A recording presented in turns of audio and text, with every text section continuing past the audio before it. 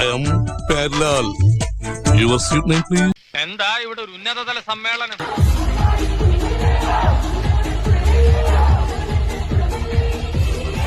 വലിയ മുലകളുള്ള സ്ത്രീകൾക്ക് എളുപ്പത്തിൽ പണക്കാരാകാം എന്ന ഒരു സന്ദേശം പറയാതെ മറ്റുള്ളവരിലേക്ക് പകർന്നു കൊടുക്കുന്ന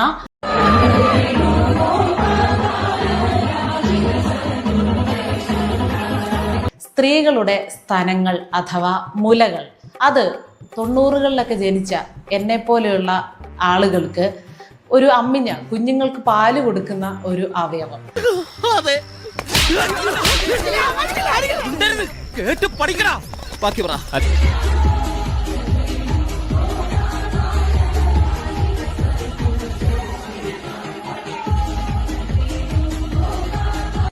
ഒരുപാട് സ്ത്രീകള് ഇന്ന് ഇതൊരു ജീവനോപാധിയായിട്ട് എടുത്തിരിക്കുകയാണ്.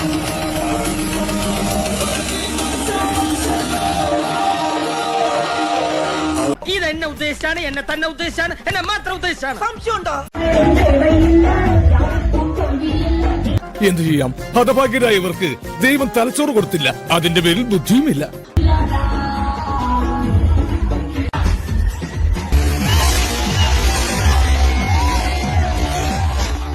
പുതിയ തലമുറയിലും പഴയ തലമുറയിലും പെട്ട സ്ത്രീകളെ നമുക്കിന്ന് സോഷ്യൽ മീഡിയ പ്ലാറ്റ്ഫോമുകളിൽ സജീവമായിട്ട് കാണാം.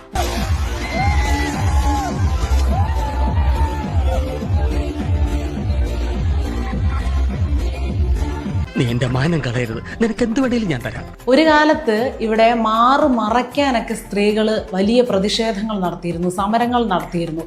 പക്ഷേ ഇപ്പൊ പഴയ സ്റ്റാൻഡേർഡ് ഇല്ല, അലമ്പായി പോയി സാറേ, ഭയങ്കര.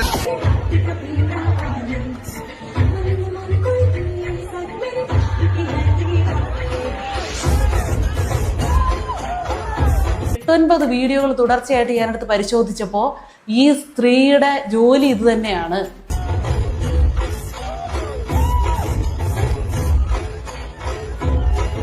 ഓണം മാതിരി ഒരു സാധനം കൊടുത്തുകൊണ്ട് വൃത്തികേട്. അയ്യേ, വൃത്തികേടൊന്നുമില്ലായിരുന്നു. ചേച്ചിക്ക് നല്ല ഷേപ്പുള്ളതുകൊണ്ട് നല്ല രസമായിരുന്നു കാണാൻ. ശരി, അവർക്കിനിയിപ്പോ നാച്ചുറലായിട്ട് അത്രയും അങ്ങ് വലിയ സ്ഥലങ്ങൾ ഉണ്ടായിപ്പോയി, അത് അവരുടെ തെറ്റാണോ?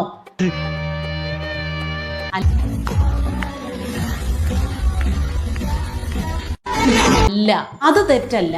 പക്ഷെ അത് ഉപയോഗിച്ച് ജീവിതം മുന്നോട്ട് കൊണ്ടുപോകുന്നത് ഒരു തെറ്റ് തന്നെയാണ്. ഒരാളെ ഞാനും ജപ്പാൻ ജിയും യോജിച്ചു പോകുമെന്ന് തോന്നുന്നില്ല.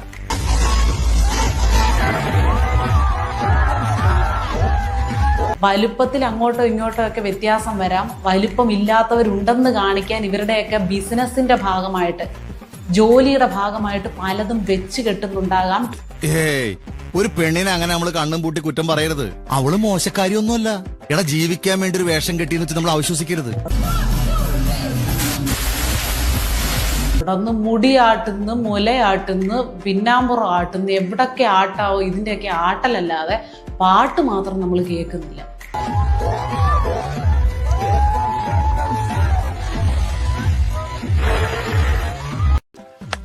ഒന്ന് നിർത്ത്.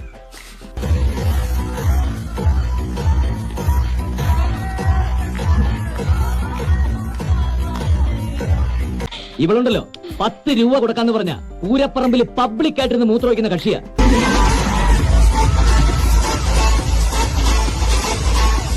പുറകെ എന്തൊക്കെയോ മ്യൂസിക്കൽ ഇൻസ്ട്രുമെന്റുകളുടെയൊക്കെ ശബ്ദം കേൾക്കാൻ, കുറെ വെടിയും പുകയും അല്ലാതെ ഒരു വക നമുക്ക് ആസ്വദിക്കാൻ പറ്റുന്നില്ല.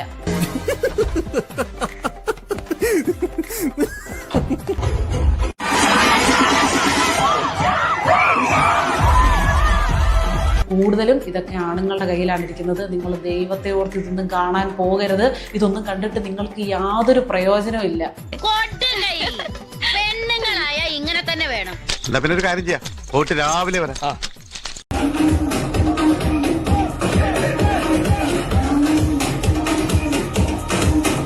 എത്ര ഇടി വെട്ടണം, അതിലൊരെണ്ണം